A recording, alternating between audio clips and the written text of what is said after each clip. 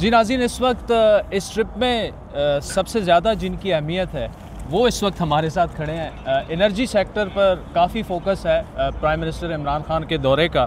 हमाद अज़हर साहब हमारे साथ मौजूद हैं, इनसे पूछेंगे कि क्या होने जा रहा है, क्या हम करने जा रहे हैं। हमारे साथ पहला सवाल तो ये कि अगर सैंक्शंस लग जाती हैं, जिस किस्म की जियोपॉलिटिक्स और इंटरनेशनल एक एनवायरनमेंट बन चुका है, तो ऐसे में क्या we will still go head with जो भी MOU हम साइन करें या नहीं? जो भी एग्रीमेंट हम साइन करेंगे उसके अंदर तमाम ऐसी इवेंचुअलिटीज़ जो हैं वो कवर्ड होती हैं लीगल क्लॉजेस के अंदर, और जो कानून के मुताबिक रास्ता होगा वही लेंगे हम। अच्छा, तो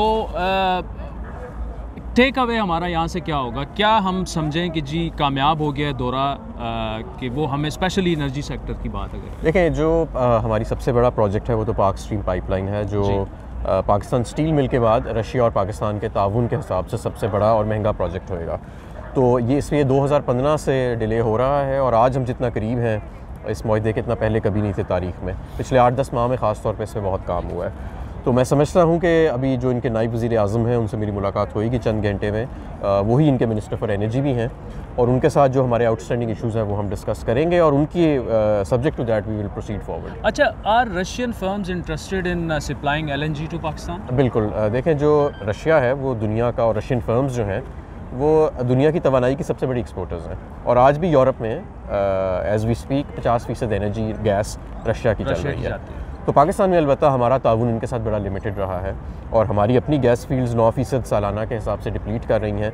तो हमें एक वाइड वैरायटी चाहिए, एक डाइवर्सिटी चाहिए अपनी एनर्जी पोर्टफोलियो में सप्लाई की, अपनी एनर्जी सिक्योरिटी को स्टेबलाइज करने के लिए। तो मैं समझता हूँ कि वो हमें उसके अंदर रशिया का किरदार बड़ा कलीदी है, उसको हम इग्नोर नहीं कर सकते, और इस पॉइंट ऑफ व्यू से हम इनकी फर्म्स के साथ और जो स्टेट ओन्ड एंटिटीज़ हैं उनके साथ भी हम बातचीत कर रहे हैं। LNG टर्मिनल में भी इन्वेस्ट करने के लिए उनकी कोई विलिंगनेस है पाकिस्तान में? अभी इनके साथ ये भी डिस्कशन होएगी, बट दिस इज़ अगेन अभी फ़िलहाल एक प्रपोजल स्टेज पे है, बट कुछ उसके ऊपर इंडिकेशंस हमें आई हैं, और we will be taking it up with them. अच्छा अहमद साहब, कोई पाकिस्तान स्टील मिल को दोबारा रिवाइव करने में भी कुछ उस पर भी बातचीत होगी? देखिए, पाकिस्तान स्टील मिल फ़िलहाल तो प्राइवेटाइजेशन प्रोसेस के प्रोसीजर से गुजर रही है, और उसी ट्रैक पे वो चल रही है, इसलिए इस हमारे दौरे में वो उसका जिक्र नहीं है। अच्छा, पिछले 4 सालों से इसी गैस लाइन जो गैस पाइपलाइन प्रोजेक्ट है उसकी बात हो रही है, क्यों अभी तक एक बाकायदा मुआहदे तक हम नहीं पहुँचे? देखें, जो पहले MOU 2015 में साइन हुआ था उसके अंदर जो स्ट्रक्चर दिया गया था उस स्ट्रक्चर को पहले चेंज करने की ज़रूरत थी।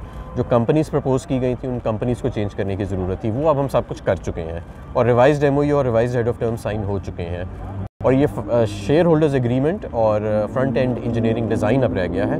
ये इसकी हम स्टेज पे हैं, तो मैं समझता हूँ कि जितना आज हम करीब हैं इतना पहले कभी नहीं थे। अच्छा अहमद साहब, ये बताइएगा कि एक बार बार एक एतराज़ ये भी उठाया जा रहा है कि इस दौरे से ऐसा इम्प्रेशन जा रहा है जिस तरह हम अमेरिका से बहुत दूर चले गए और रशिया के काफ़ी करीब हो गए, और ऑब्वियसली कल रात को जो कुछ हुआ यूक्रेन में, ऐसे में क्या पाकिस्तान को थोड़ा सा मतलब एक दौरे की टाइमिंग पे भी सवालात उठाए जा रहे हैं, ज़रा केयरफुली हम नहीं कर सकते थे उसको कि ऐसा इम्प्रेशन ना जाए? देखिए, सबसे पहली बात तो ये कि ये हमारा प्री डिटर्मिन्ड ट्रिप था, काफ़ी माह पहले का ये ट्रिप प्लान था। नंबर 2 ये कि जो भी हमारी एक इंडिपेंडेंट फॉरेन पॉलिसी और जो नेशनल इंटरेस्ट है उसको सुप्रीम रख के ही तमाम फैसले किए जाएंगे। ठीक, हमाद अज़हर साहब, थैंक यू।